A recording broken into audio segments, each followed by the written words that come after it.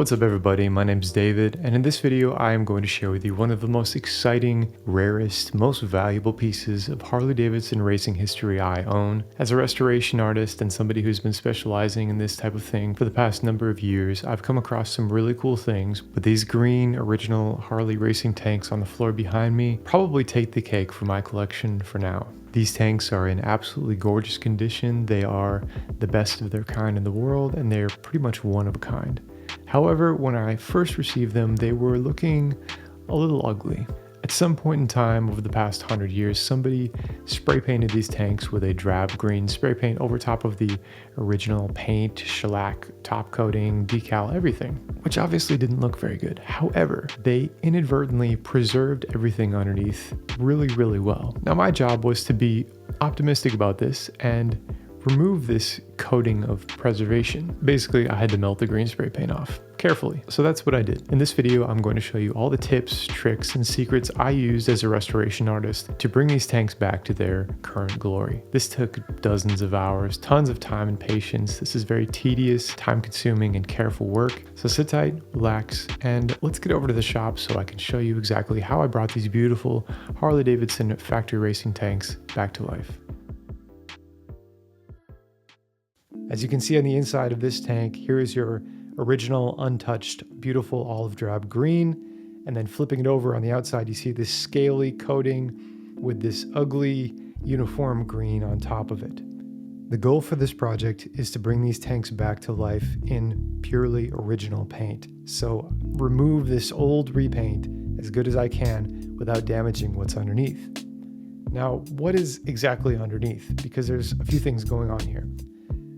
Well, of course, the base color is this olive drab green. However, on top of it are these red stripes going around the edge with black pinstriped border and gold pinstripe in the middle. In the center of the tanks is this Harley-Davidson big letter racing only water transfer decal. But on top of all that is a shellac coating that was put on in the 1920s.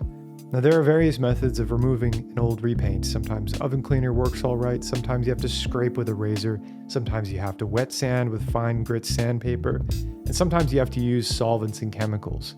I ended up finding a lot of success with lacquer thinner to get the majority of the repaint melted off.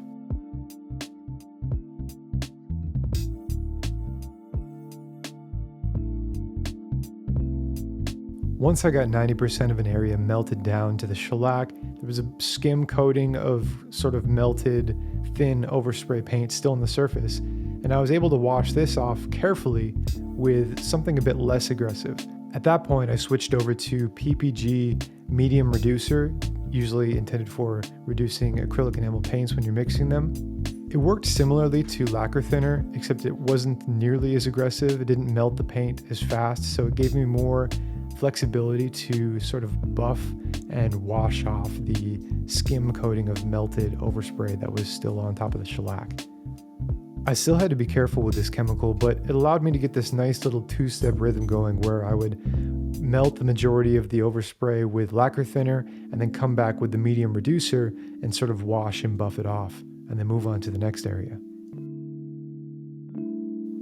Speaking of areas, it's so important on a project like this. Once you realize it's going to take a long time, it's going to require a lot of your patience, you need to kind of compartmentalize different areas and tackle only that little area at a time. Start in this area, finish this area, move on to the next one. Or start in this area, finish it, and go take a break because you're going to get tired. This is very tedious work. I took many breaks doing this. I would do a little bit every day, come back to it when I was fresh, because on something this important that requires this much precision and patience and care, you need to be at the top of your game all the time. Otherwise, you might end up melting through the paint and, permanently destroying something that you could have saved if you were just more careful.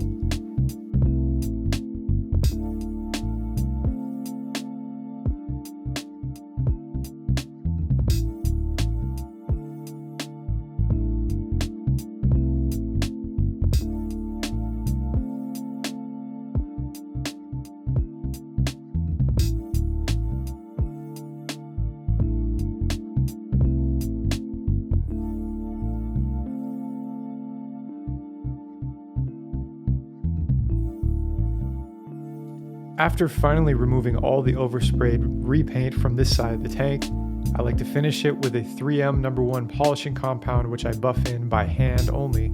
This kind of evens out the surface a bit, shine things up a little bit, and then to finish, I seal the surface with 60 weight motor oil. Brand new 60 weight motor oil is awesome for this type of thing, where you have some original paint and some original patina going on an uneven surface. You just dab it on and then buff it lightly with a rag by hand until about 95% of it is gone. The motor oil will prevent any bare metal areas from rusting, any rusty areas from getting any rustier, and it will also help preserve the paint as the paint sucks it up, and it will prevent it from drying out over time. This old lead-based nitrocellulose lacquer really responds well to motor oil. It looks awesome once you're done. I buff it off, has a nice satin sheen to it. But of course, tanks, plural, have two sides to them. So after finishing this side, I had to move on to the next one, which was much more challenging.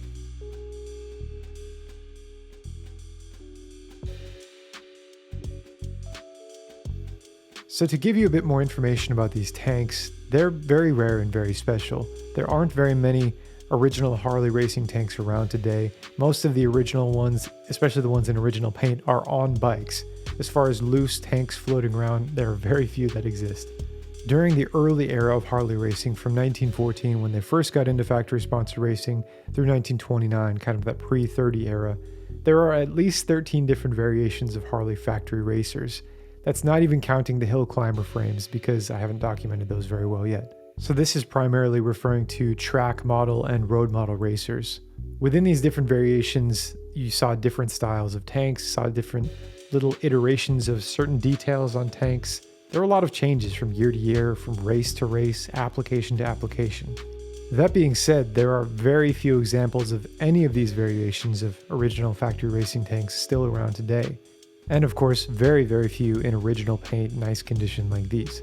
This all sounds very confusing to keep track of, and it can be for sure.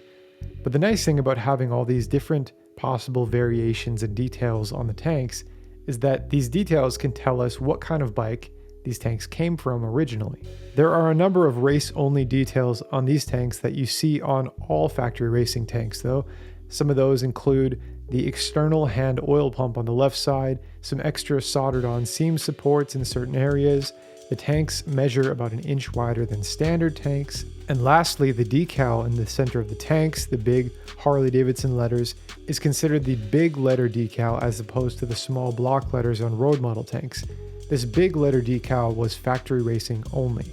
However, there are some details that are much more specific to this exact variation of racing tank. For example, when most people look at these tanks, the first thing they see are these giant pocket cutouts, and they ask me, what are these pocket cutouts for? Is this clearance for something?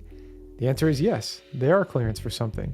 And they're actually a dead giveaway as to what kind of bike these tanks were on. These pocket cutouts tell us that these tanks were on a bike that needed pocket cutouts for clearance. Let me explain. Many of the original Harley factory racing pictures you'll see are of bikes that have flat bottom right side tanks. They don't need clearance for the rocker arms because the engine is sitting lower in a Keystone style frame that uses motor plates to mount the engine lower in the bike with no loop underneath. However, there were also a ton of different factory racing frames that were either loop frames with the engine sitting slightly higher, or a special road racing Keystone style frame with the engine lowered and the tank bars lowered using a special net casting to drop everything down a couple inches. Looking back to my tanks now, the presence of a shifter pivot and threaded filler bungs on the left side tank to mount a shift gate tells us that these came from a 3-speed bike. The fact that they're in a 1923-1924 paint scheme with the red, black, and gold pinstripes suggests that these were probably from a 3-speed, low-frame road racer from 1923 to 1924, similar to this bike in this picture. So I told you which chemicals I used in this video, but some of the other equipment or little tools and things I used in this video include a razor blade, of course, my favorite tool in the shop, but also I started the video using cotton swabs, which worked all right, but they just kind of fell apart really quickly. So at my local Dollar General store, I found these things called makeup remover swabs or makeup remover pads, and they're cotton, but they're more kind of tightly wound together, and they work really well in this sort of thing. One thing I found really challenging though was getting gloves that actually didn't melt. Lacquer thinner melts a lot of stuff, like pretty much anything that's petroleum based. I started off by using 2 layers of nitrile gloves, which didn't last very long at all. They really just melted through and they get to your fingers. And then I switched to these sort of kitchen chemical grade gloves, these purple and yellow ones. I forget what they're made of. They lasted a little bit longer, but they also melted. And then I switched to these bad boys towards the end that are actually butyl rubber gloves. They're like military surplus, military grade butyl rubber gloves for chemical situations. And these things work really well. They do not melt in lacquer thinner, at least not quickly. The downside is they are a lot bulkier and a little bit more clunky to deal with, but I didn't have to change gloves every 10 minutes, so I think these are a good go-to. Of course, I do need to say these are some serious chemicals, lacquer thinner, medium reducer. These are not to be played with. These need to be taken seriously. You have to use proper safety equipment, proper ventilation. In this video, I'm wearing gloves. I'm using safety glasses at all times. I'm wearing a respirator. I'm in a well-ventilated room, but still I'm being careful. You get this stuff in your eyes, terrible things. Swallow this stuff, terrible things. Get it on your skin, not quite as bad right away, but still bad things. Breathe it in too much, terrible things. I'm not a biologist, but these chemicals and the human body do not mix very well, so let's keep them separate. That being said, if you've got a project that you think is too much for you to handle and you want a professional to work on it, reach out to me. I'll put my email in the description of this video. Send me an email, show me what you've got. I might be interested in working on it.